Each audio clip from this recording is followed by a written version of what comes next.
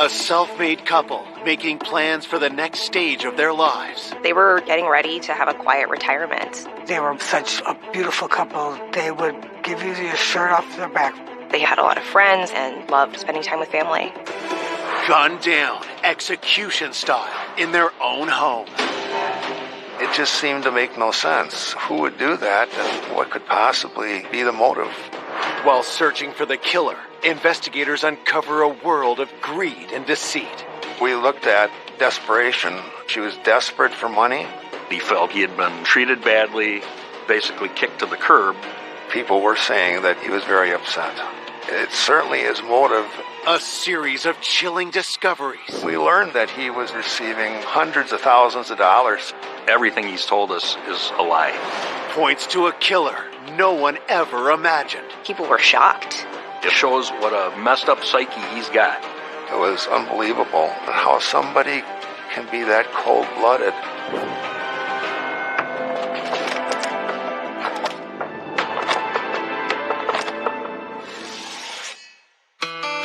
On the outskirts of La Crosse, Wisconsin, lies the prestigious neighborhood of Berry Mills. In early spring of 2010, this quiet community is rocked by a disturbing 911 call. 911, what is the address today?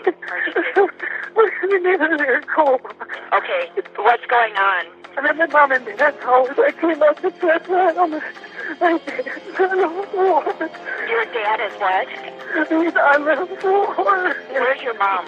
My mom is by the computer. Is your mom breathing? No. Okay, and your dad is not breathing?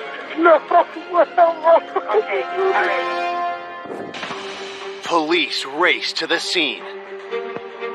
First responding officers lead 40-year-old Eric Kola away from his deceased parents' home, while detectives head inside. We could see that there was a male lying on the kitchen floor. There was a large pool of blood around his head. The blood was coagulated, so it had been there a while. It wasn't fresh blood. He was holding his car keys in one hand. He had his coat on, so it was clear that he had just walked in the door. He hadn't even set everything on the counter yet. As I viewed the male victim, the wound appeared to be a gunshot. It was near the temple of his head. Around the corner is like a hallway entryway with a computer desk, and the female victim was there. She was shot in the head also. Her hands are on the keyboard, and so you could see that she had been typing before she was shot. What she was typing didn't appear to be significant, but it made us believe that she had no idea that someone was behind her going to shoot her. It appeared that they ambushed them. The victims are identified as 68-year-old Dennis Kola and his wife, 65-year-old Myrna. As investigators examine the scene, they make note of other telling details. We didn't know if it was a single killer or more than one person, but you would expect more disturbance if there were more than one, or that they would have overpowered the victims, and that didn't seem to have happened. With Myrna sitting at the computer comfortably, it led us to wonder if she was the first to be killed. And her husband, Dennis, came home, and he was the second one shot. There was the smell of decomposition. At that point, we weren't sure how many days earlier they were killed, but we needed to get information pretty quickly. Detectives find no sign of forced entry and no indication of any kind of struggle. The crime lab comes in. They collect fingerprints and DNA and the computer for analysis. We went upstairs and we noticed in the one bedroom there was a dresser that was disturbed, and it appeared that it had been ransacked. What was unusual about it was the person started at the top and worked their way down with the chest of drawers. But if you did it that way, you wouldn't be able to see what was in the drawer below it.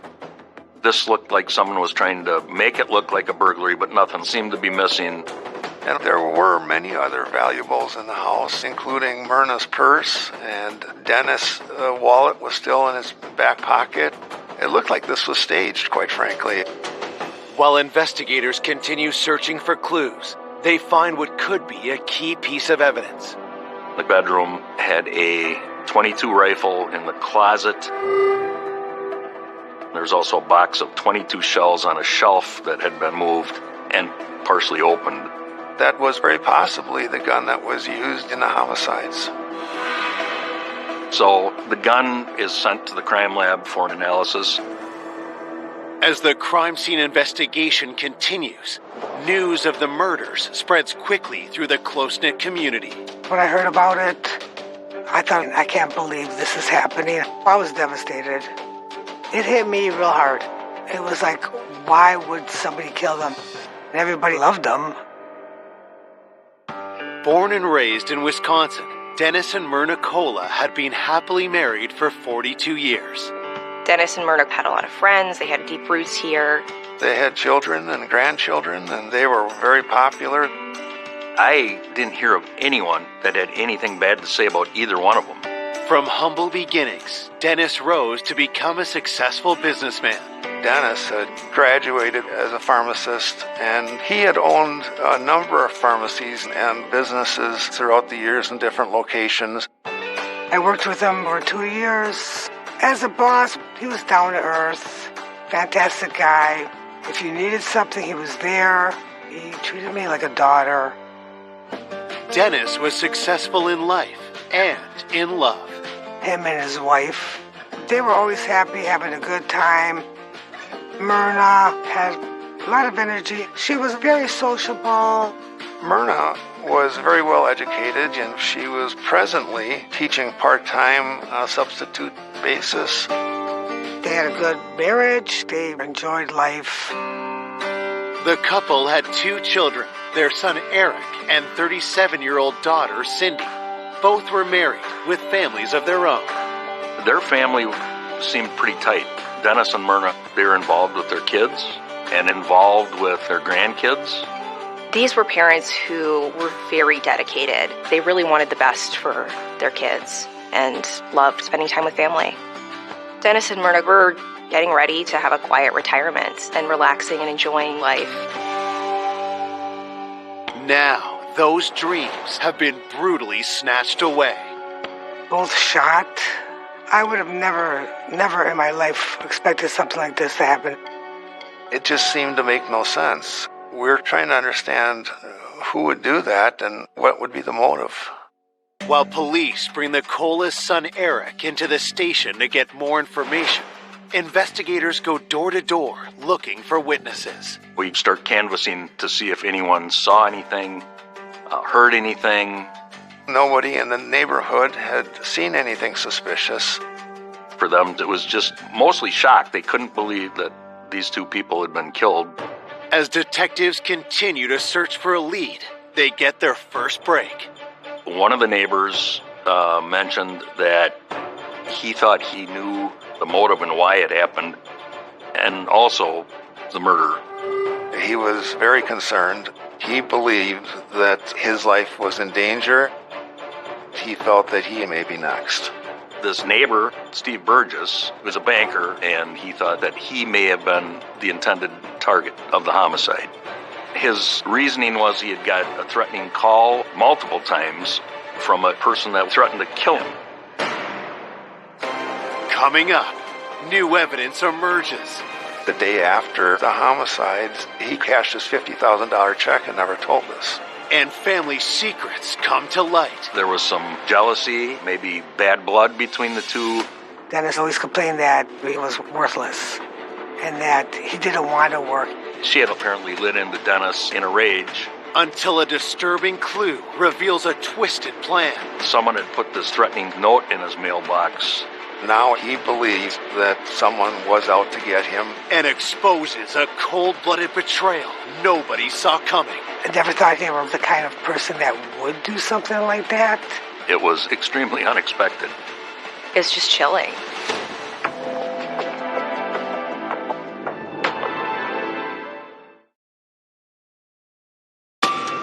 Grandparents Myrna and Dennis Cola have been brutally executed in their own home. Now, one of their neighbors, banker Steve Burgess, tells investigators the killer could be coming after him. He was very concerned, and he believed that someone was out to get him, and he didn't know who, but the homicides may have been intended for him and his family. Detectives ask Steve why someone would want him dead. So at that time, the market crashed. There was people with money issues. A lot of people came to him at the bank for loans, but they had no collateral, so people were very angry that Steve would not give them loans. The last threat was a couple of days earlier. It was a threat of violence. It certainly had to be taken serious. If Steve was the intended target, how did Dennis and Myrna end up gunned down instead? What he explained was a Google Earth search in front of Burgess's house showed the wrong address, showed Dennis and Myrna's address instead of his, and he thought that the killer killed the wrong people. He felt that somebody had come to his house to follow through on the threat, but they ended up at Dennis and Myrna's residence. It was a concern that this possibly could have been a mistake on behalf of the murderer, and the homicides were not intended for Dennis and Myrna. Before investigators can pursue the lead, the autopsy results arrive. The autopsy report determined that they were both shot with a .22 caliber rifle. But it was inconclusive. There wasn't enough bullet fragment left to tell if it came from the gun that we found in the house. No fingerprints were found. I mean, even from the victims, like the gun had been cleaned up. The autopsy report also confirmed that they had been deceased for a few days before the 911 call. It was likely that they were killed on that Friday. The time of death sheds new light on the threatening phone call made to neighbor Steve Burgess. We saw that call had come in Sunday morning after the Coolas were murdered. So the timeline it didn't make any sense. We were able to determine that the threats against Steve Burgess had nothing to do with the deaths of Dennis and Myrna. With their first lead a bust, detectives turn their attention closer to home. We knew Eric and his sister Cindy were very close to their parents. Eric did day trading and stuff like that, work on stocks. He was doing well. Dennis and Eric were pretty close. Some people would say like bread and butter. They'd have get-togethers all the time. Eric was the one that found the bodies. We needed a conversation with Eric for information that he might be able to provide us. Hoping he can provide details about the crime, investigators interview Eric at the station. Eric was still extremely emotional over the death of his parents, but he said he wanted to be as helpful as he possibly could and would do whatever he could to try to find who was responsible. Detectives ask how he came to find his parents had been killed. He said the school called and said that Myrna hadn't shown up for work. They called his parents and they didn't respond. So Eric tried calling and was unable to get an answer, so he called his sister and asked if she had any contact with them, and she had not. He became concerned and drove over to the house. Once he walked in the house, he observed his father lying on the kitchen floor and started searching for his mom, and then also found her deceased. Eric said he was extremely close to his parents. His dad, supported all of his endeavors. They were just the best of buddies. We asked Eric what was the last time he had seen his parents, and he said a few days before the homicides. He visited them like he did all the time. He said his dad was working on the deck, and his mom was doing laundry. There didn't seem to be anything unusual. Investigators ask Eric where he was on the day of the murders. He said that Friday was he and his wife's anniversary. He had worked till 2. Then he helped his buddy Mike do some work in a bathroom. They were renovating a bathroom. Eric had told us that he had gone to 2 stores after leaving his buddy's house, looking for a specific plant that his wife liked, a hanging plant.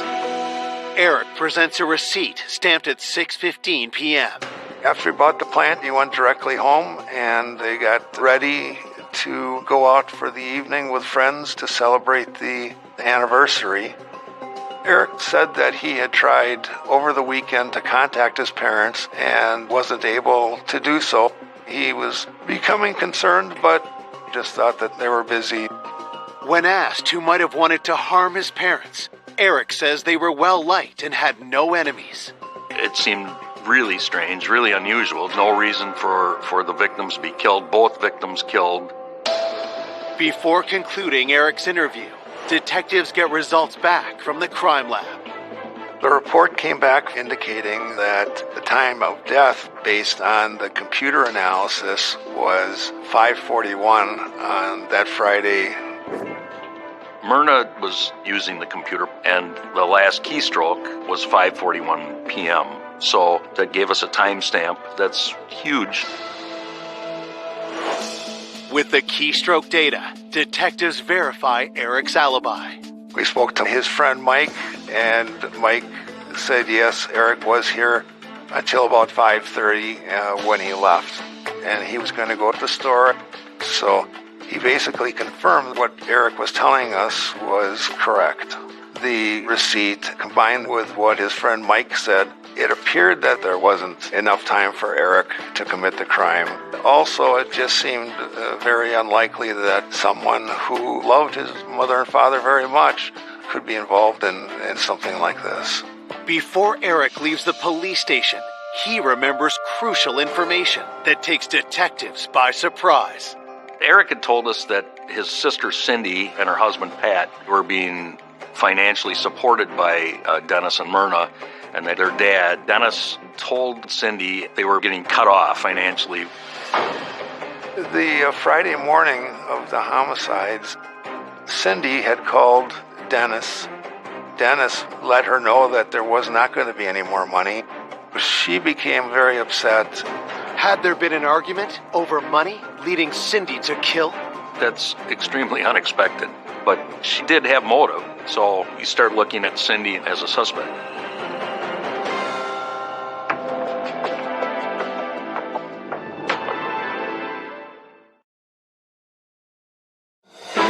Police investigating the double homicide of Dennis and Myrna Cola believe their daughter Cindy may have been angry with her father after he cut off financial support. The two had a tense conversation just hours before the murders. When we started talking to the circle of friends and family, we were told Dennis was more than generous. He gave tens of thousands to Cindy and her husband. Cindy relied on her parents. They needed this money to pay their bills. When Dennis had told Cindy that he was cutting her off, she didn't know how those bills were going to get paid. Detectives learn the Colas children are set to inherit over $700,000 from their parents' death. While son Eric is known in the community as a successful businessman, Cindy's circumstances are different. Cindy didn't have much money, if any, and she was constantly asking for money because they were not making ends meet. She was working a minimum wage job or a little above that, and Pat, her husband, couldn't keep a job, would quit or get fired. They were living paycheck to paycheck and Dennis's handout to handout. Me and Dennis would talk about Cindy at the pharmacy, and he kept telling me that he was sick and tired of supporting her every month, helping them out with their bills and stuff like that. And that Friday morning, he was very upset, and he said, "My daughter called me this morning, crying on the phone because I told my daughter that I'm cutting her and her husband off." When she would get upset, she would get just extreme, over-the-top emotions. Cindy hearing that the cash cow was being butchered would be a reason for her to now go off the rails, and it went from bad to worse. Cindy became a strong suspect. Police bring Cindy into the station for questioning. Cindy appeared broke up over the deaths of her parents, but she really laid out the family dynamic. Her parents had considered her the black sheep of the family. She said that she didn't believe her parents cared about her, like they cared about Eric, and she was upset with how they treated her. She told us, according to her parents, that Eric could do no wrong and that Cindy was a disappointment and continued to be a disappointment. But Cindy denied that she had anything to do with her parents' death, even though there was this friction between them. Investigators questioned Cindy about the argument with her father the morning of the murders. Cindy downplayed the conversation she had with her father. She said just that she was disappointed her father had said he wouldn't give her any money. But it wasn't a negative conversation. Detectives wonder if Cindy is more guilty than she's letting on. There was a lot of tension between Cindy and her parents. There was disapproval there. We looked at desperation. She was desperate for money with the inheritance, and given her bad feelings, all these things could lead to the fact that she may have been the one that took the lives of her parents. With suspicion swirling, police asked Cindy where she was when her parents were killed. On Friday, she was working and had left at 4:45. They have a time clock. She had punched out. After work, she had stopped at the store just after 5:30. She'd purchased beer and ice, and then her and Patrick at a barbecue with the neighbors. Police worked to confirm Cindy's alibi. She was working. That was verified then. Cindy had stopped at a Quick Trip, and the Quick Trips all have video, so she was on camera at a Quick Trip near her home at the time of the homicides, not anywhere near her parents. While Cindy is ruled out as the shooter, her husband Patrick comes into focus. Family and friends said that Patrick did not get along with Dennis and Myrna, and Patrick stood to inherit a substantial amount of money along with Cindy. Dennis did not like her husband at all. He told me that Cindy's husband married Cindy for the money because he knew that Dennis and Myrna had money. Dennis always complained that his son-in-law, Patrick, was worthless and that he didn't want to work. He sits and plays with the video games, and he's too lazy to go find a job. Investigators dig deeper into Patrick's relationship with his in-laws. Talking to family and friends, we learned that Dennis and Myrna were upset when Patrick and Cindy got married. They asked Cindy not to marry him. They felt that he lacked motivation, and they remained unhappy with him. I think the feeling was mutual. According to some reports, when there was alcohol involved, he could have been a violent person. Apparently, the Friday morning of the homicides, Cindy told Patrick that they were not going to be getting any more money. People were saying that Patrick was even more angry than Cindy, that they were being cut off financially. It was a large red flag. Detectives also learned Patrick had the capability to pull off an execution-style hit. Eric and other relatives were now pointing us toward Patrick, saying that he was a Marine and that he knew how to handle weapons. It certainly moves Patrick up to the top of the list as far as suspects.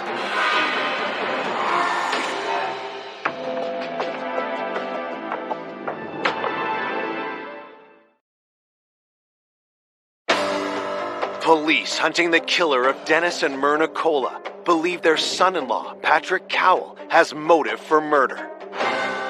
Patrick was a great interest to us because he did not get along with Dennis and Myrna, and he stood to inherit a lot of money, so it certainly is motive. And Patrick was in the Marine Corps, so he would be an expert marksman. When I heard that the police are starting to question him, I thought maybe after Dennis mentioned cutting them off, that might have triggered his son-in-law to kill them both. At the police station, detectives confront Patrick about his relationship with his in-laws. Patrick said that he was not popular in that family, that he was not comfortable with them. They weren't comfortable with him. There was kind of a cold relationship. He knew from Cindy that they were being cut off from Dennis and Myrna. He wasn't happy about it, but he denied having any involvement in the homicides. Investigators pressed Patrick about where he was at the time of the murders. He was without a job. at the time, and basically he spent most of his day on the sofa with Xbox. We asked if he had any guns in the house, and he agreed that he did. We asked if he would turn those over to us, and he said he would. As detectives wrap up their interview with Patrick, patrol officers are dispatched to collect the gun and gaming console, which are then sent on to the crime lab. The gun had been analyzed and, in fact, was eliminated as the weapon used to kill Dennis and Myrna. Also, we were able to prove through the crime lab that he was on the Xbox at the time he said he was. And so that eliminated him because he was home at the time that Dennis and Myrna were killed. With Patrick ruled out, police are left scrambling for new suspects. The unsolved homicides leave the community on edge. When a crime like this happens in a small town, like Berry Mills, there's a lot of pressure on law enforcement to get it solved. People want answers. These aren't strangers to them. These are people they know. People in that neighborhood were fearful. You know, the closer you are to something like that, the more concerned you are. We were kind of scared for our lives because we didn't know why something like this would happen. Looking for new leads, investigators dig into Dennis's business connections and the wealthy pharmacist's other ventures around town. Dennis had a nephew, Nick Herring, who was promised a business from Dennis. They were going to open a car dealership together and actually did. What we understood was that Nick was very familiar with running car dealerships and had done a good job. Business was good, but then Dennis changed the deal.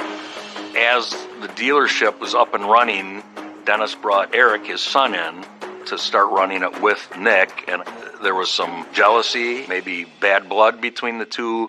Nick was complaining all the time, so Dennis had to go help out with the business. Dennis said they could not get along together, and he ended up buying Nick out.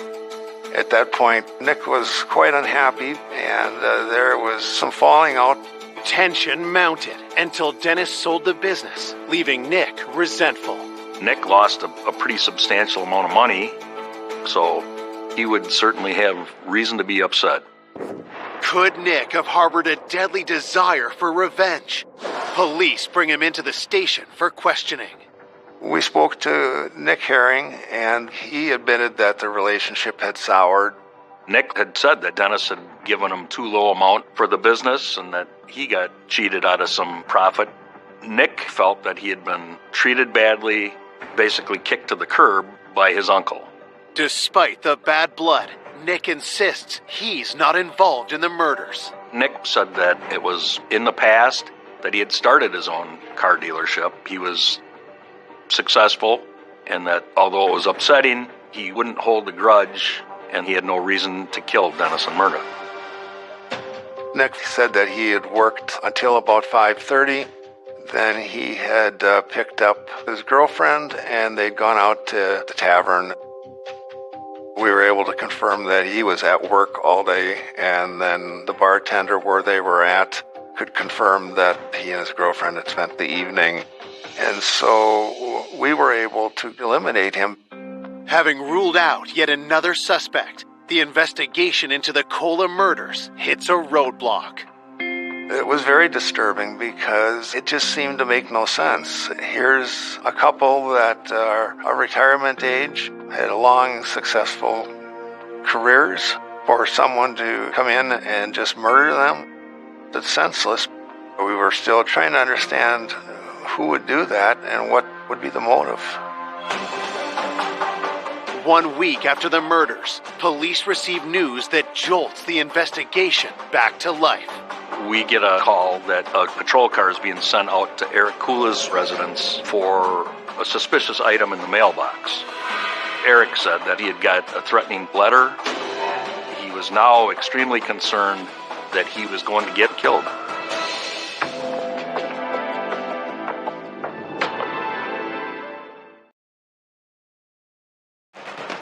One week after Dennis and Myrna Cola are ruthlessly gunned down in their own home, police learn their 40-year-old son Eric has received a threatening note.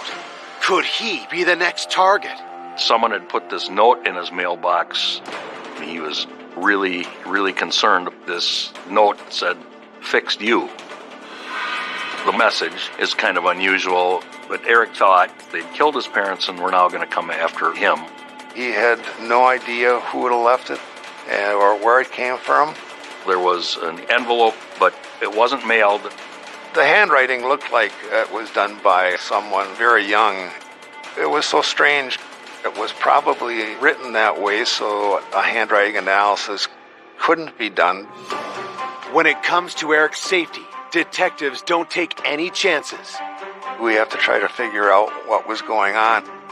We had an investigator and a camera to watch his property.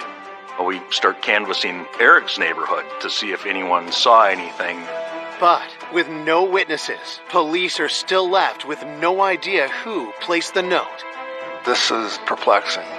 We're trying to determine, was this somebody local or was this someone from out of the area? We were very concerned. With this new potential threat, investigators cast a wider net to find the Colas killer. But when they scour Dennis and Myrna's computers, phones, and finances, they're surprised at what they find. We subpoenaed Dennis and Myrna's bank records and noticed that there's a check written and cashed on Dennis and Myrna's account for $50,000. It's cashed on the day after the murder, and it's made out to Eric Kula and was deposited into Eric's bank account. It seemed really strange. So you just found your parents dead, and the next day you go cash a check for $50K. It had to be looked at. Detectives reach out to Eric, hoping to learn more details. Eric's explanation is his dad gave it to him on the day that he had stopped over at his parents' house.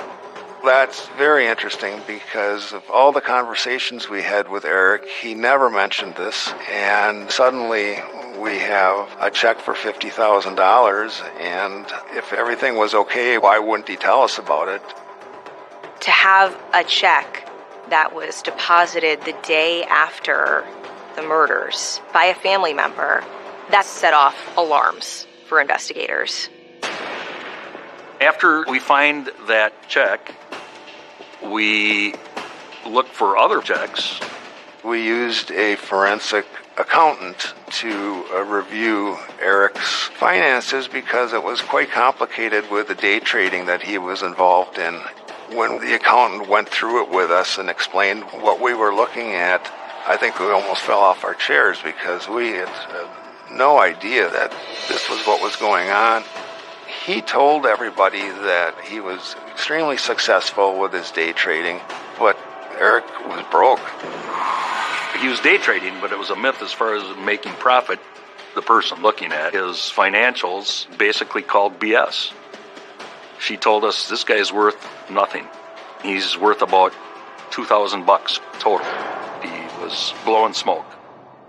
Then, police uncover more startling information about Eric's financial circumstances. We learned that Eric was also going to his parents and receiving large amounts of money. Through the years, it was hundreds of thousands of dollars. He led everybody to believe that he was doing so well, including his wife. Eric told her that he was making a lot of money. There was nothing to worry about, that he was just doing great. Despite everyone's impression that Eric was this successful day trader, his parents had been funding his and his family's lifestyle. If he was going to have to admit that to family, friends, it was going to be devastating. Detectives learn when Dennis and Myrna stopped financially supporting their daughter, Cindy, they also cut off Eric. We knew just shortly before Dennis and Myrna were killed, Eric found out that he was no longer getting money from his parents. The damning evidence continues to pile up against Eric. Dennis told me he was giving money to Eric, but basically he was done giving to both kids. He says, I need to tell them I'm done supporting them. It's about time I put my foot down and cut them off. As investigators start to discover that Eric is not what he seems, shocking results come back from the lab. The state crime lab did a handwriting analysis on that check for $50,000. It wasn't Dennis's signature on that check. We found out that it was Eric's handwriting, that he had forged his father's name on that check. Everything he's told us is a lie. So things are starting to really roll toward Eric. Police obtain a warrant to search Eric's home, hoping to find additional incriminating evidence. We're in the basement. Among other things, was a box of envelopes in a desk drawer. The fixed U note had a security envelope, and every one of them has a different pattern for their security pattern. Lo and behold, those envelopes have the same pattern. We were able to determine that envelope in Eric's mailbox with the fixed U note came from the box of envelopes in his home. From his fire pit in his backyard, we found things that would be associated with making a fixed U note. A spring from a spiral notebook. The letter was written on spiral notebook paper. A barrel of a pen used to write the address. Those types of things are in the fire. So that fixed U note came from his house. It didn't look good for Eric. In the search, detectives also discover a .22 caliber rifle, similar to what police believe was the murder weapon. The gun is sent to the ballistics lab for testing. With the lies and forgery, we were pretty confident that Eric was our guy. But at that point, Eric had an alibi for the entire time that the homicides were occurring. So we're trying to figure out how he shot Dennis and Myrna.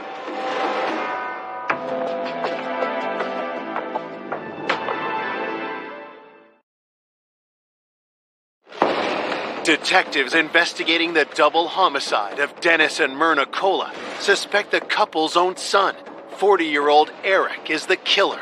But they need hard evidence to lay charges. We went out and started re-interviewing witnesses and reviewing all the evidence that we had. As detectives try to learn more details about Eric's connection to the crime, the ballistics results come back. Police wonder if the rifle found in Eric's home will prove to be the murder weapon. Dennis and Myrna were shot with a .22 caliber rifle, but Eric's gun wasn't the gun that was involved in the crime.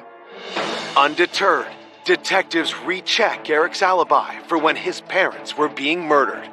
The time of death, based on the computer analysis, was 5:41 on that Friday. Prior to the homicide, Eric said that he'd helped his buddy Mike renovating a bathroom. When we originally talked to Mike, he said that Eric had left his house about 5:30, but when we re-interviewed him, he said it's very possible it could have been earlier. Once Mike's story changed, we really thought that we were heading in the right direction. Investigators take a closer look at Eric's timeline. Eric had told us that he had gone to 2 stores after leaving his buddy's house to get a specific plant for his wife. At the time of the homicide, he had stopped at the first store, and that store didn't have it, so he had to go to the other store, got the plant, and produced a receipt. Eric's receipt is stamped 6:15 p.m. The second store is located only 10 minutes from the Cola's residence. But where was Eric at 5:41 when his parents were being shot? We checked with the garden center, the first one he went to, and they had plenty of those plants on the day and time that Eric said that they didn't have any. We also reviewed video footage, and he's not there, nor is his vehicle seen coming or leaving the parking lot. So there was a window of opportunity for Eric to commit the murders. He had no alibi for the time that the computer showed that Myrna was shot. With Eric's alibi torn apart, detectives bring him in for another interview. They begin by confronting Eric about forging the $50,000 check. Eric explained that he had permission from his dad to write checks out to himself, and that his dad had actually given him the check, but just was too busy, so told him to sign it himself. He told us, "I write them all the time," and that was commonplace for him to do that. It's a lie, an approvable one. He's never written one. He couldn't produce a single check that he had ever written. He was confronted with the fixed U note, and about the envelopes and that they did come from his house. With what we found and what we knew about his financials, all of those things together are great evidence. We just went down item after item after item after item, and Eric acted, in my opinion, desperate, and he wanted to leave. But Eric was no longer free to go.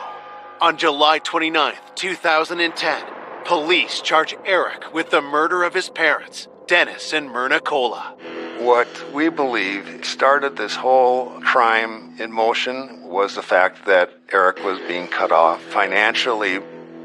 He was desperate. Detectives pieced together how the double homicide unfolded. We believe he went to see his mom at their home, and Myrna was sitting at the computer, and then Eric walked upstairs, got the gun that was located in the closet, came down and shot his mother, and then waited for his father to arrive. When Dennis came home,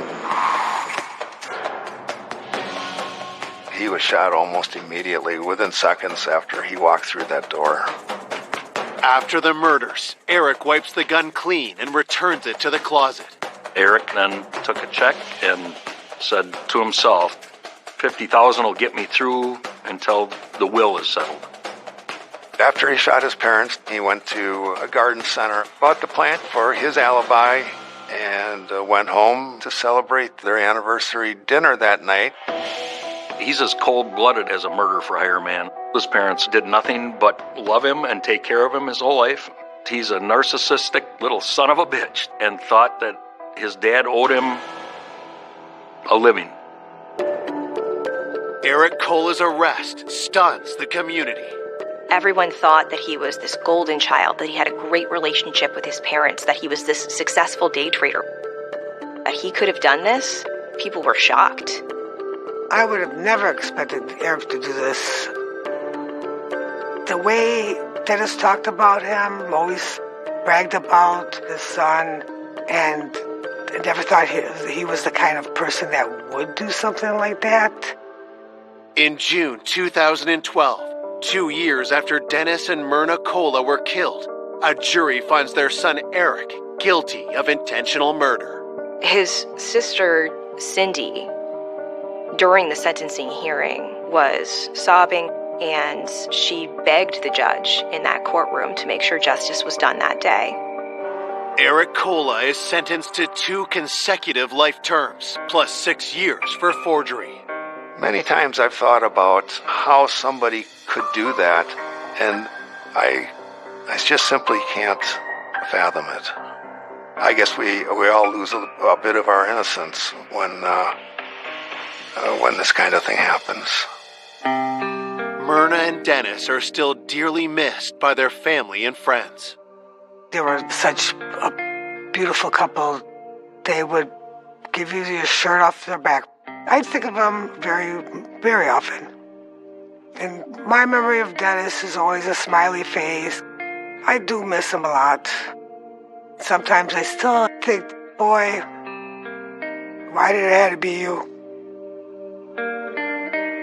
He'd still be living right now, happy life, finally retired, and enjoying his grandkids.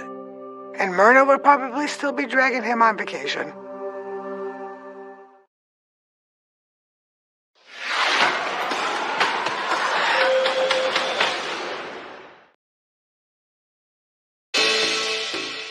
A devoted mother of 4. She was just the ultimate mom. She always wanted the best for all of us. Vanishes without a trace. There was just no explanation for why she would be gone. I knew something was terribly, terribly wrong. Investigators are sent down a rabbit hole of suspects. He said that the subject will never be found. My mom did not have an enemy in the world other than him. He disliked Patricia Kimmey. He hated Patricia Kimmey. He wished harm to come to Patricia Kimmey. And discover grisly clues. We found Patricia Kimmey's dentures. We did find blood in the back of the truck. And a money clip that was soaked in blood. Until a shocking revelation She told investigators she knew where Patricia Kimmey was. changes everything. We were shocked. That's one of the most evil things you can do.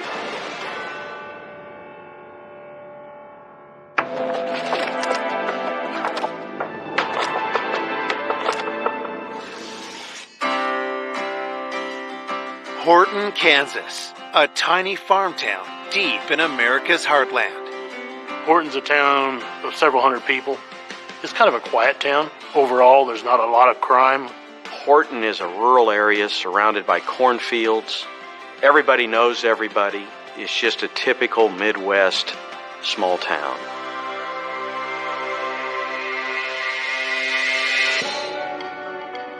One fall day in 2009 turns into a nightmare when a daughter and son learn their mother, Pat Kimmey, has gone missing. That Saturday, I got a phone call from my mom's best friend. And when I answered it, she said that she was concerned about my mom because they were supposed to go on a shopping trip that day, and my mom had actually never answered her calls. I knew that was very strange. I jumped in my truck and went out there to my mom's house. Her jacket was in the kitchen. Her purse was sitting there, and her phone. Everything was there but her. Very quickly after, my brother Tony arrived and said, "You need to call the sheriff. This is not right." Mom, she did not go anywhere without her cell phone. It was in her pocket 24/7. So that was an immediate flag right there that something was wrong. I can't explain the fear over that because there was just no explanation for why she would be gone. Alarmed, Rita and Tony call 911. A sergeant arrives at the house at 9:45 a.m. He immediately notices troubling signs. On the front porch, there was a wooden gate that went across this staircase, and this gate had been broken in half and had been pushed off the porch. I noticed that the door was standing open, but the deadbolt lock was out. A rug in the front door foyer was messed up as well, and it appeared to me that maybe there was some type of struggle. I immediately treated it as a crime scene. Investigators head to the scene in search of clues as to what could have happened to Pat Kimmey. The house was well arranged. There was no sign of really anything inside the house that had been disturbed. There was a computer that had been left on. The investigators were able to tell from looking at the computer the time of the last keystroke. It was like 7:01 the night before was the last stroke on the computer. So we believe she was on the computer when maybe there was a knock on the door. Detectives look for clues outside the home. We found Patricia Kimmey's car and car keys were at the home. Obviously, she did not leave with her own vehicle, so she must have left with somebody else. We also had discovered several droplets of blood on the gravel rock portion of the driveway. After we looked at all the stuff, the door and the broken gate, the blood in the driveway, our thought process was, she's been kidnapped. At that point, we still were considering it a missing person. Maybe she was taken by force. Police break the hard news to the family that they believe Pat has been kidnapped or possibly even a victim of foul play. We had hope we're going to find her. But when they found the blood, it was just, your heart sank. Who took her out of her home and what did they want with her? And I just leaned over and said, "Rita, do you think she's coming back?" And Rita got tears in her eyes and said, "No, I don't believe she is." Born in Kansas in 1951, Pat's youth was full of joy. She was a very big farm girl at heart. She grew up on a farm. She loved animals and always wanted to be a veterinarian.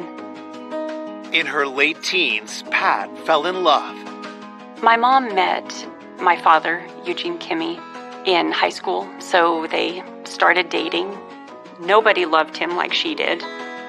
In 1971, Pat and Eugene got married.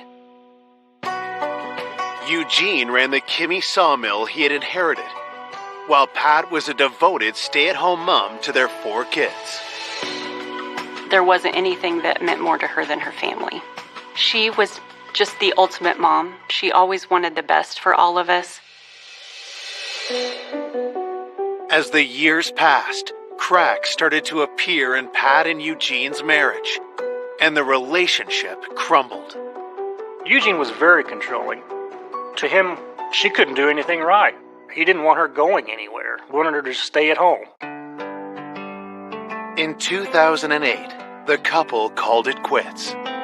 Following the divorce, I could see a difference in my mom. And I think there was a sigh of relief to her that she could finally live life freely instead of being under the thumb of Eugene.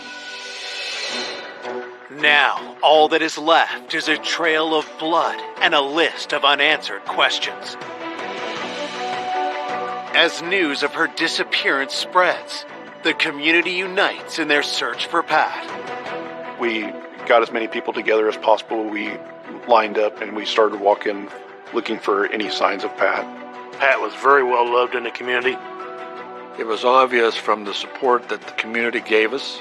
Hundreds of people came out, 50 feet apart, spread, walking through the fields. It gave you chills to see something like that. While the search continues, detectives ask Pat's kids if there was anyone who might have wanted to hurt their mom.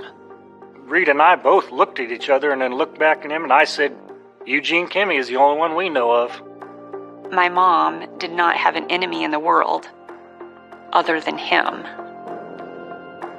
As investigators learn more about Eugene, a disturbing picture begins to emerge. He was often drunk. A lot of times he was very argumentative, and his drinking was never under control. The descriptions I received from everyone was that he drank too much, that he was just a very unpleasant person. My mom found out that Eugene had cheated on her, and that was something that truly broke her heart. All of us told her, get out. Nobody should have to put up with that. So that's when she decided enough was enough. Pat divorced Eugene a year before she went missing. Mrs. Kimmy ended up getting the property from the divorce. Pat had won a very large settlement with the alimony payments being made. There was a huge payment going out every month to the sum of about $2,300. So he was bitter about that. Eugene said it was unfair, was constantly complaining to everyone the amount of money he had to give her, and Eugene didn't think she was entitled to anything. Detectives also learned Eugene had made sinister remarks about his ex-wife. People in the community told us that he had made comments about how he wished she was dead. He was constantly saying that he wanted her gone. He had actually been telling people that he would like my mom to just disappear.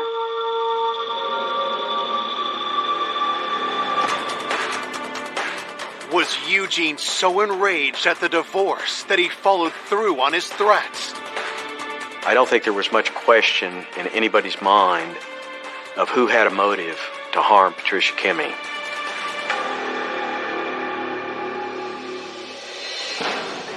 Coming up, investigators uncover a web of alarming secrets and lies. You could tell that the woman was filled with guilt. He lied in every interview. Why did he do this if he wasn't involved in this case? His story, it changed every time. While family descend into despair. We were all very fearful at that point. I knew it was not going to turn out good. Before the truth blindsides everyone. She was fighting for her life, kicking on that ground.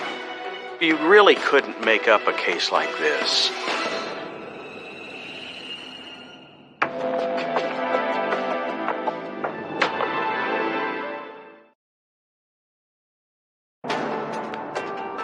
It's been 24 hours since Pat Kimmy has mysteriously disappeared from her home in Horton, Kansas, and the signs point to foul play. Police already have their first suspect, Pat's ex-husband, Eugene Kimmey. He was upset about the divorce settlement, and he made it very clear that he disliked Patricia Kimmey. He hated Patricia Kimmey. He wished harm to come to Patricia Kimmey. And he would tell that to anybody that would listen to him. Had Eugene finally made good on his threats? Detectives question him at the Kimmey sawmill. Eugene Kimmey denied that he was involved with Patricia's disappearance.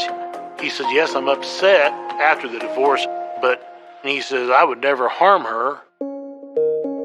Evidence at the crime scene indicates Pat was abducted around 7 p.m. So investigators ask Eugene where he was during that time. He said he went to sell logs that day. He came home, he ate supper alone, and then later on he turned a movie on TV and watched it until he fell asleep. And so he really had no one that was with him at any time during that period that could vouch for him. Unable to rule Eugene out, police obtain a warrant and search his home and sawmill, but find no evidence to tie him to Pat's disappearance. We had nothing concrete to put him anywhere near the scene. There was no evidence of anything to put Eugene at Miss Kimmey's house that night. Eugene Kimmey is put on the back burner. As the search for Pat continues, a telling discovery is made about a quarter-mile from her house. One of our deputies located a camouflage baseball cap. It was just out among the weeds, and it seemed out of place. It had a writing on the front that said Sailor's Insurance Company. I instructed him to photograph it and collect it as evidence.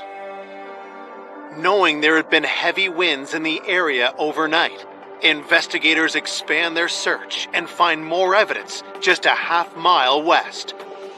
They find a money clip that had some U.S. currency attached to it, and that currency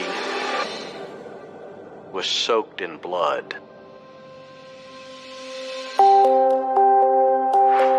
We found a bag containing some rifle shells that had blood on it. There was coins on the roadway that had blood on them. All these items was collected and sent for DNA testing. And then just to the east of that, there was an area in the grass that kind of been pushed down. They noticed that the grass was matted down in an area about the size of a person, which led them to believe that a person had been on the ground in that location. And then as they examined that closer, they began to find blood drops. That was when they knew we have a second crime scene. Because of the blood on the money clip, the blood on the coins, the activity in the grass that had blood on it, we knew something significant happened at that scene. I and Larry both thought, this is not good. We were hoping to find her, but I just knew this is not going to have a good resolution. Police unearth one more chilling piece of evidence down the road. Law enforcement called me telling me, we just found Patricia Kimmey's dentures. And I was asking them, well, how in the world do you know they're Patricia Kimmey's dentures? And they said, because her name is printed on the inside of them. And it clearly was her dentures. I don't think anybody doubted that there had been foul play. When we found the dentures with her name on them, we all thought that, yeah, this is probably a homicide now. The grisly discovery forces Pat's family to face a grim reality. We knew that she had been there and that something really awful had happened to her. My heart just sunk because then I knew something was terribly, terribly wrong. While the roadside evidence leads back to Pat, nothing points to a killer until an officer sees something close by. There was a receipt found. The receipt had a date and time stamp on it. It was dated November the 6th, the night of Patricia's disappearance. It was from a Walmart store in Hiawatha. We was able to go up and track down who the person was that done this transaction. Police bring the customer, a local teen, down to the station. We asked him what he was doing in the area, and he said he went out there with his girlfriend. They were sitting there under the stars, had a cooler, left the area, forgot to put the cooler in the vehicle. And he had returned to that location to retrieve his cooler.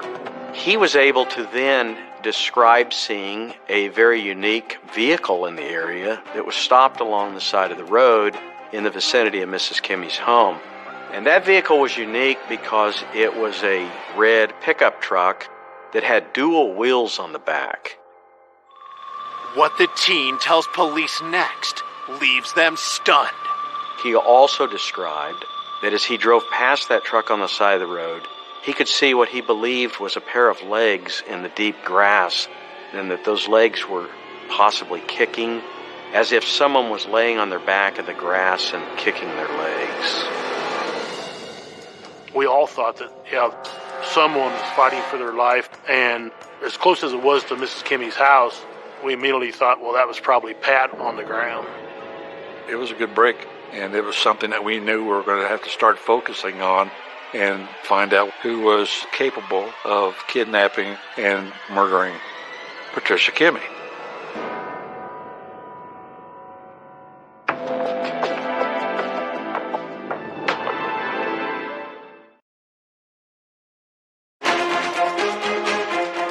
Investigators working the no-body homicide of mother of four, Pat Kimmy, have found a witness who might have seen a roadside attack the night Pat disappeared.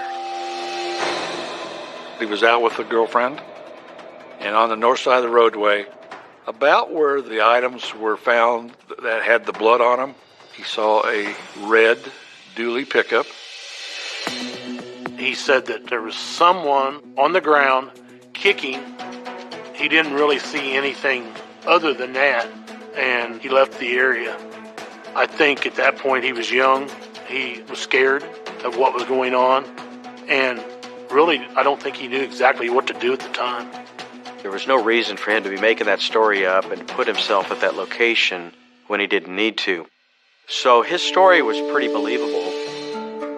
The gal that he was with, we talked to her. He had accounts for everything that he had done that evening. His girlfriend backed up what he said, so we had no reason to believe him of being a suspect. If that truly was Pat Kimmy in the grass, detectives know it's imperative to identify the driver of the red dually truck. To have a description of a red dually pickup was really a strong lead. A dually pickup truck is a pickup with dual tires on the back of it. My first thought was, we've got a potential suspect vehicle that we need to start looking for. As police search ownership records for red dually trucks, they received the forensics report from the crime scene. The DNA on the Sailor insurance hat was found to be that of a male. Investigators were able to obtain DNA off of the sweatband on the inside of that Sailor ball cap. But you can't just take DNA and say, whose is this? You need a comparison. No match is found in the criminal database for the ball cap DNA, but other evidence is more conclusive. The money clip, the coins, the blood on everything found at the second crime scene, all was that of a profile that matched a female. And so we were able to get the DNA and be able to positively identify that blood as belonging to Patricia Kimmy.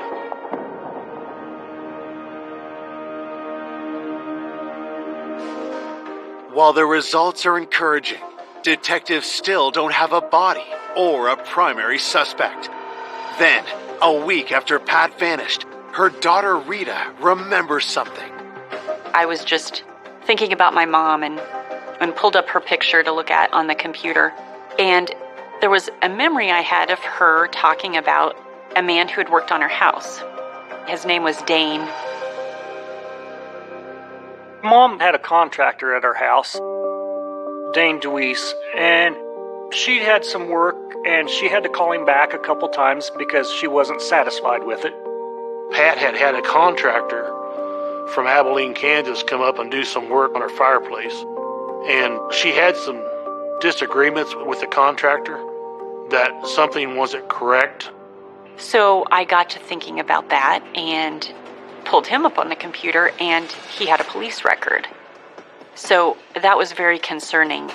Just thinking about the fact that he had been around her, he had access to her home. And what really raised a flag with him is when we found out he drove a red pickup. Well, we're on to something now. Could Pat and Dane have gotten into an argument about his work, causing him to violently lash out at her? Rita alerts police about Dane, and they immediately bring him in for an interview. He was very cooperative, told us that yes, he has a red dually pickup. He told us that he had done some work for Patricia Kimmy's house. He was honest in telling us that she was not happy with some of the work. He volunteered to come back and fix those items, which he did, and had thought he had settled everything with her. He thought Pat was a very good person to work for. He said he got it corrected, and Pat was very appreciative that he got it corrected, and he said that he thought that everything was okay between him and Pat, and that he would never harm Pat. Mr. DeWeese did not really have an alibi. He had nothing to back up his whereabouts for the night before. He told the investigators he was at home alone, but he didn't have anybody that could vouch for that. And he quickly became our prime suspect. He allowed us to search the truck, which we did. When investigators search Dane's truck, they make a disturbing discovery. We did find blood in the back of the truck. We were a little alarmed when we saw the blood in the back of Mr. DeWeese's truck. Could it be Pat Kimmy's blood? And could this be the evidence that blows the case wide open? This looked like a very serious matter and indicated that he perhaps was the person involved.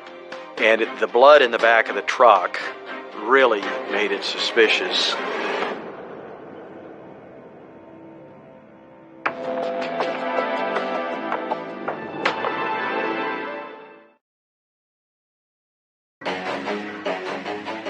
It's been a week since Pat Kimmy was abducted and likely killed. Police suspect contractor Dane DeWeese is involved and have found incriminating evidence in his vehicle. In the pickup, we did find blood in the back of the truck. Mr. DeWeese volunteered that he had recently been hunting for deer, and there might have been some blood and fur left in the back of the bed. We took samples from the truck of the blood to confirm his story. Detectives rushed the samples for DNA analysis. They were able to determine the blood actually was from a deer, and it was not human blood. After that, we searched down everything we could for DeWeese and never could find out any information he was even in the area of Pat Kimmy. So we had to eliminate him. It was hard to take at the time.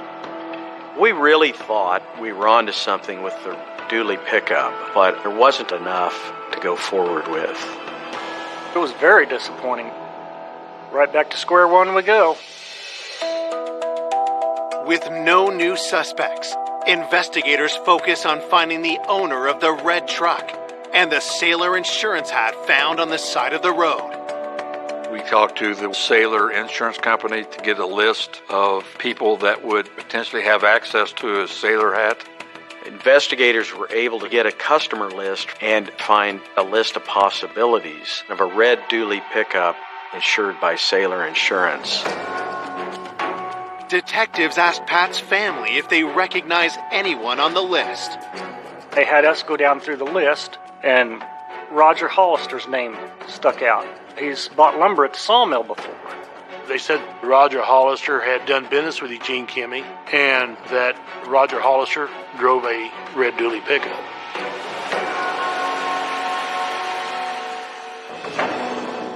Roger Hollister was reported to be somewhat of a hothead, kind of a person who got upset a lot, kind of a person who could be violent. He was not well liked, not a nice guy, and it was a major red flag for us.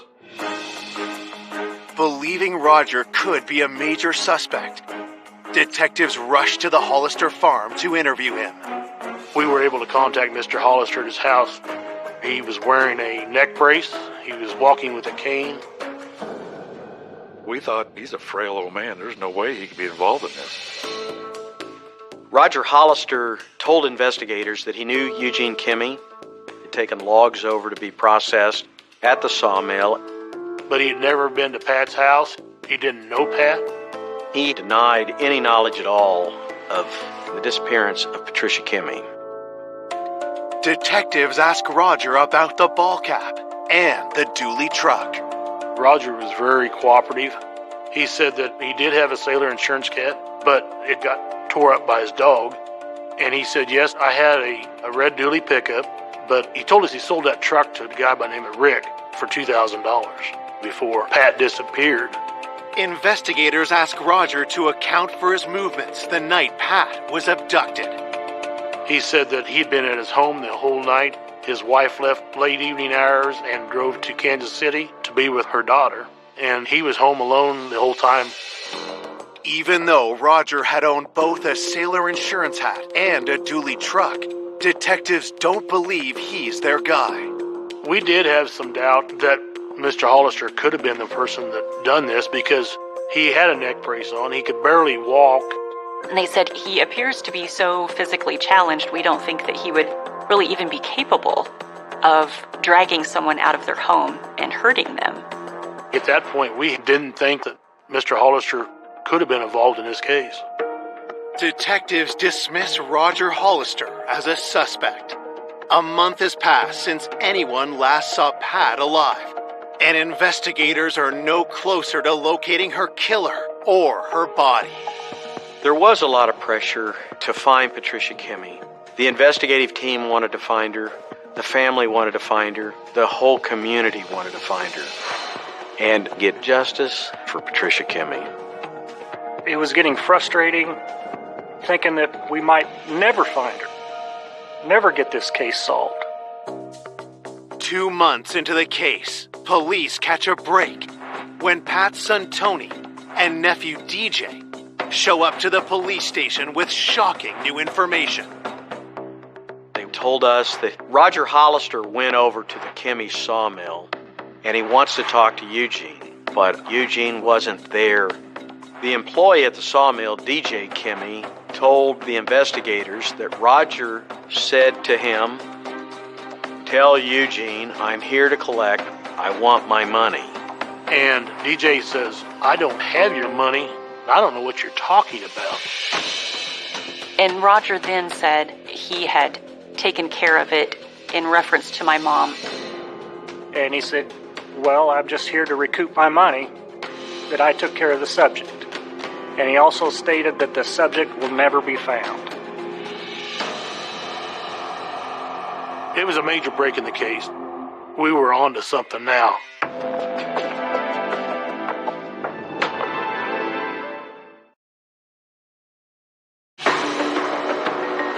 Police are investigating the disappearance and homicide of 58-year-old Pat Kimmy. Now, 2 months into the case, they've learned from Pat's family that Roger Hollister has come looking for money, claiming he got rid of Pat. When Roger said the subject will never be found, referring to my mom like that, we were all very fearful at that point. Pat's nephew DJ tells police he remembers he saw Eugene and Roger talking at the Kimmy sawmill one day. We believe that maybe Eugene was drinking, did not like the situation he was in with his wife, and maybe he made a comment to Roger, said he wanted to do away with his wife. As we confirmed, there was numerous comments made to numerous people to that effect. He didn't like the divorce settlement, lost land, he was making alimony payments. That's a strong motive for murder. So our thought process was maybe he was drunk, And maybe Eugene told Roger, I'd pay somebody to get rid of my wife. Despite having previously ruled Eugene out, police circle back and check his finances for any evidence of a payout. Law enforcement went through Eugene's bank records, and there was no activity on his checking account. We saw no indication that money was actually paid out. We executed a search warrant on the sawmill of Eugene Kimmy, but we really didn't find anything that would substantiate Eugene's involvement in the case. Undeterred, detectives focus on tracking down the red dually truck Roger had once owned. Initially told us that he sold that truck to a guy by the name of Rick for $2,000. We searched a VIN number for a pickup belonging to Roger Hollister, but it was not put in the name of anybody by the name of Rick. And we found out that the truck was actually sold to a dealership in Tecumseh, Nebraska. Investigators learned that Roger bought the truck back from the dealership 12 days after Pat went missing. He lied about his truck being sold. Why did he do this if he wasn't involved in this case? When police bring Roger to the station for another interview, they cannot believe their eyes. He was not the same person as he had been. The first interview with Roger, he wore the neck brace, he walked with a cane. But now, he comes through that door like there was nothing wrong with him whatsoever. We were very shocked. I don't think anything at all was wrong with Roger Hollister. I think he just was using that as a front for everything that was going on. Anytime a suspect is untruthful with you, that just makes them look all the more suspicious. Roger tells police he went to the sawmill to buy lumber and denies speaking to Eugene or DJ about Pat or any money. But when pressed about the truck, his story changes. Roger said that he'd sold it to a group of Mexicans that were passing through the area. He did not know their names or anything about them. That sounded fabricated. His story, it changed every time. With suspicion growing, detectives ask Roger for a DNA sample. When the results come back, the news is conclusive. We found out that the DNA on the Sailor insurance hat belongs to Roger Hollister. That was a very big moment, because now we know that he was at that crime scene. Because his DNA is found there, we knew he was involved. Detectives now have enough probable cause to serve a search warrant on Roger's farm. We took a track hoe out there, and we was able to pick things up, dig around. And what was found was parts of the truck. A lot of the stuff had been buried, and it's been burnt pretty severely. And, of course, we couldn't get DNA because of the fire. And the VIN number matched Roger Hollister's truck. It was then obvious that Roger Hollister had destroyed that truck and was attempting to conceal it. At that point, we had what we thought was a very good circumstantial case against Roger Hollister. We searched the property, but we still didn't have a body of Patricia Kimmy.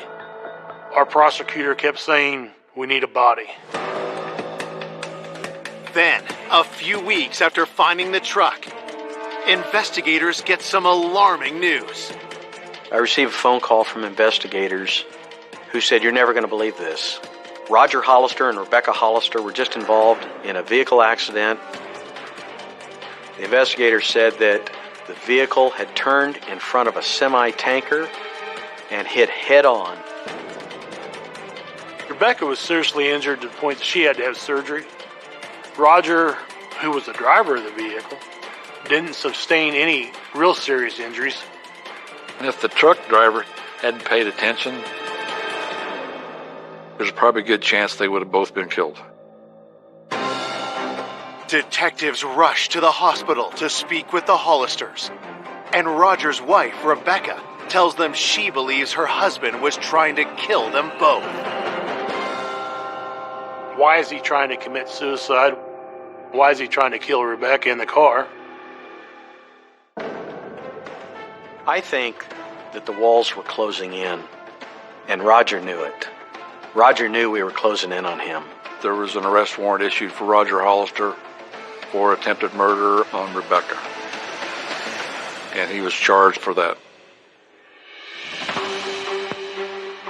Now in custody, Roger says he wants to tell police what really happened to Pat Kimmy. He said that he was with Eugene when the kidnapping occurred.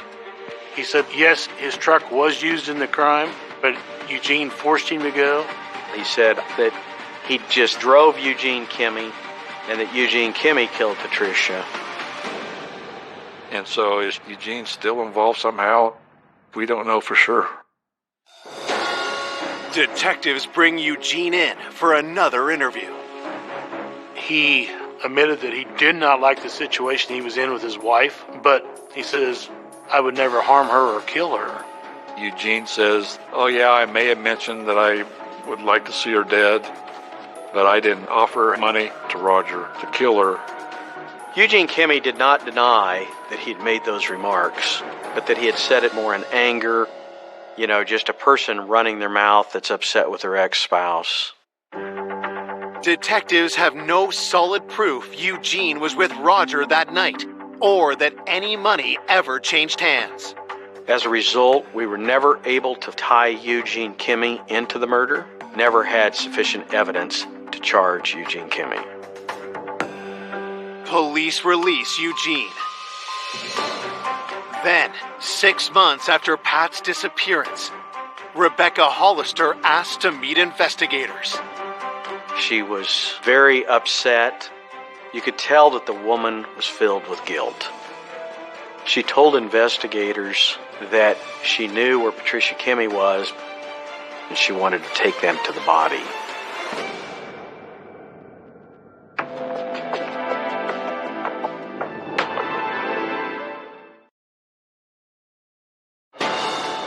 It's been 6 months since police believe Pat Kimmy was abducted and murdered. Now their prime suspect's wife, Rebecca Hollister, is at the station and wanting to talk. She told investigators that she knew where the body was, and she told them that the body was at their farm. We were shocked.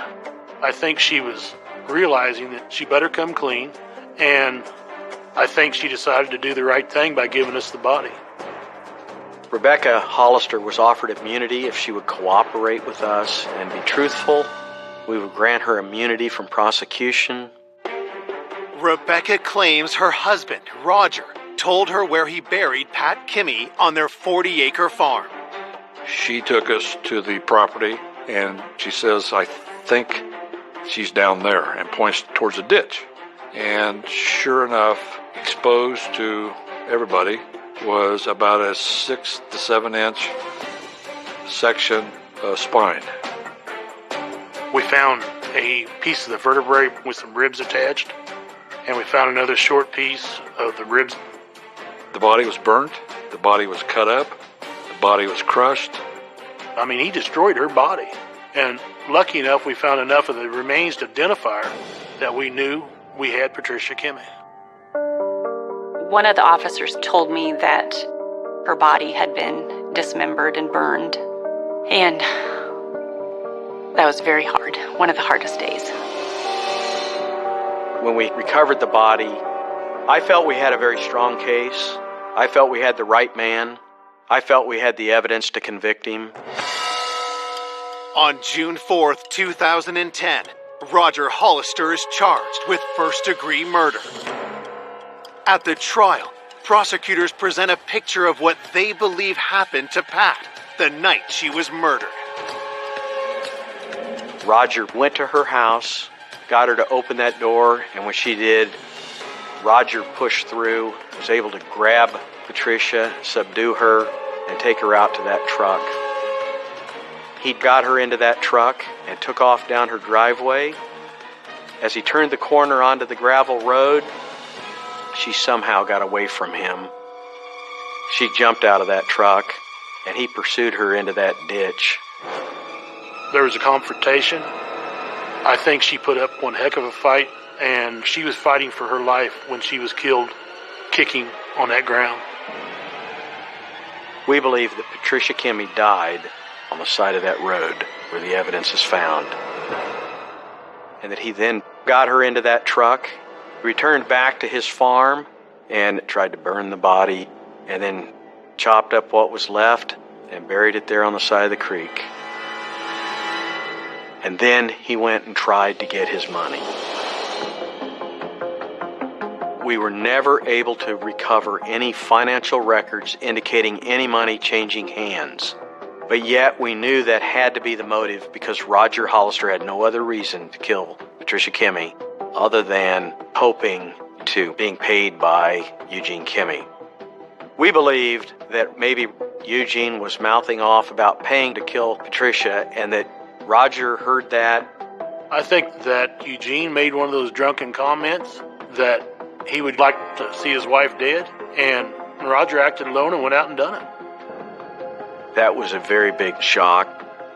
You really couldn't make up a case like this, and it really was like something written for TV, but it wasn't. It was real. To cut a body up and burn a body up, that's one of the most evil things you can do. It was very unexpected. There was a lot of twists and turns, but ultimately we just wanted justice for Mom. On March 1st, 2011, a jury finds Roger Hollister guilty of murder. At the sentencing, Roger got life without the possibility of parole, so we knew once he was in prison, he was not coming out until it was a pine box.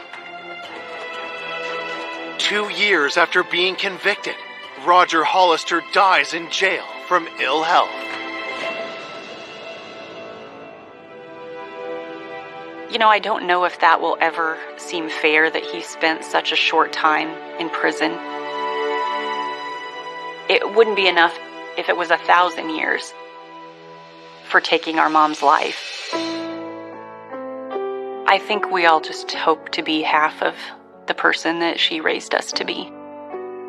Our mother was a saint on earth, the kindest woman you'd ever meet. There's no doubt in my mind she's in heaven with God above. You just miss her every day.